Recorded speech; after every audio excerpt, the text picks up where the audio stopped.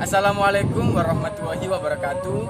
Saya Arsadin Nur Malik dengan nomor NIM 20321100078. Nah, pada kesempatan kali ini saya akan mendeskripsikan terkait dengan gejala penyakit pada tanaman. Yang pertama yaitu pada tanaman pisang, yang kedua yaitu pada tanaman kangkung. Sebelumnya saya akan menjelaskan terkait dengan apa itu simptomatik. Simptomatik adalah bagian dari fitopatologi yang menyelidiki ataupun melukiskan dan membanding-bandingkan gejala penyakit tumbuhan. Pada umumnya, tumbuhan yang sakit akan menunjukkan gejala yang khusus. Gejala simptom adalah perubahan yang ditunjukkan oleh tumbuhan itu sendiri sebagai akibat serangan penyebab penyakit.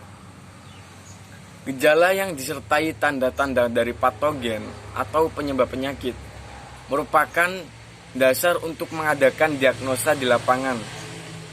Tanda asing adalah semua pengenal dari penyebab penyakit selain reaksi dari tumbuhan inang. Misalnya, miselium, spora, cnidia, badan buah, dan lain-lainnya.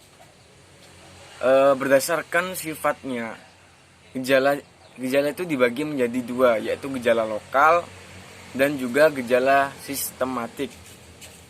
Gejala lokal itu adalah gejala yang terbatas, bersifat setempat, yang disebabkan oleh bakteri ataupun dan cendawan.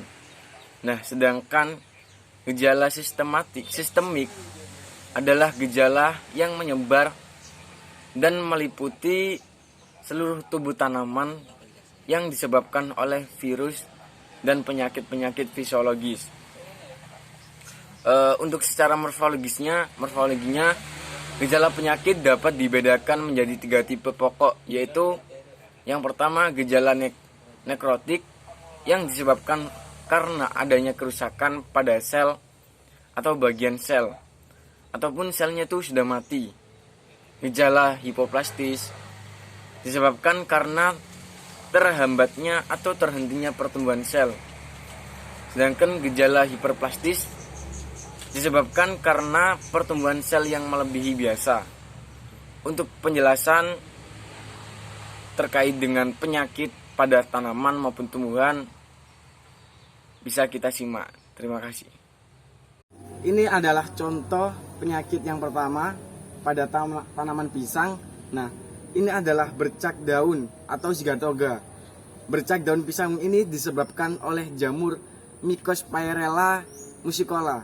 Daun yang terserang terdapat bintik-bintik hitam. Semakin lama bintik hitam tersebut semakin membesar dan melebar seperti ini ya. Nah, membentuk noda kuning kecoklatan hingga hitam. Serangan yang parah seluruh daun akan menguning dan mengering.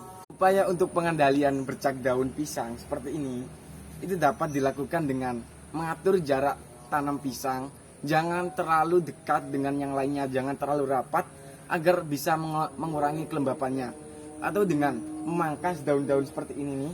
Ini dipangkas atau dipotong yang terserang hama, bisa dimusnahkan saja seperti itu.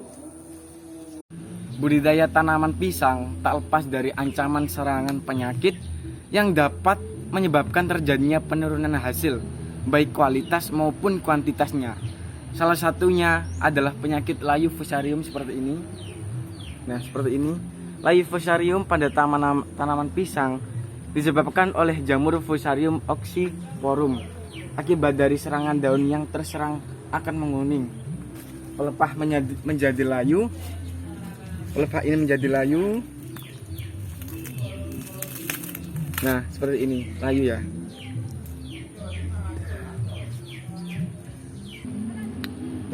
Lama-kelamaan, selanjutnya itu tanaman pisang ini akan mati karena bonggol dan akarnya akan membusuk. Ya. Pengendalian layu fusarium seperti tadi pada pisang dapat dilakukan dengan cara penggunaan varietas yang tahan terhadap layu fusarium seperti jantan ataupun ketan. Terus juga dengan penggunaan bibit yang sehat serta pemupukan berimbang dengan aplikasi agens hayati. Dan juga dengan melakukan sanitasi lahan, yaitu membersihkan gulma seperti rumput teki dan bayam-bayaman yang merupakan inang sementara pada jamur fusarium. Penyakit yang selanjutnya yaitu dari tanaman kangkung, yaitu bercak daun seperti ini. Seperti ini. Ini kangkung. Nah, bercak daun ini gejala serangan jamur Fusarium sp berupa bercak daun. Nah, bercak daun secara tidak beraturan dan berwarna coklat atau kehitaman. Terdapat gejala lain yang penyebabnya karena jamur Scestospora batiticola chief. Maka gejala diperlihatkan berupa bercak-bercak coklat. Pengendaliannya dengan cara mencabut tanaman kangkung yang sakit. Dapat juga dilakukan selanjutnya dengan penyemprotan menggunakan Ditane M 45 0,2%. Nah, ini seperti ini penyakitnya. Misalkan nantinya ingin supaya tidak merambak ke yang lainnya, bisa dicabut aja.